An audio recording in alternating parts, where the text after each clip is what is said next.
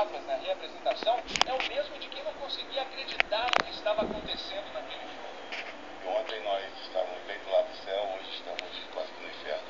Havia um favoritismo difícil de negar, tamanha diferença de tradição entre os dois clubes. O time grande é apoiado pela maior torcida do Brasil, o time pequeno tendo que vencer fora de casa.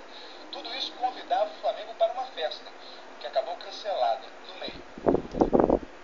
2.000 torcedores faziam um barulho ensurdecedor no Maracanã de uma torcida só.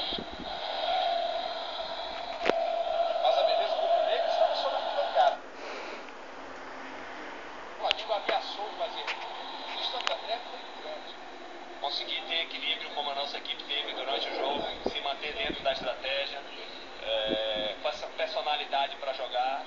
Acho que tudo isso foi o diferencial. Aos 7 minutos do segundo tempo, Sandro Gaúcho, livre, fez 1-0. Elvis fez 2 e o Maracanã rubro-negro ganhou os 3. Dava para ouvir direitinho os 300 torcedores da ABC Paulista cantando sob o silêncio dos milhares de cariocas, cada vez em número menor, perplexos, desesperados, resignados, aplaudiram os campeões ao apito final.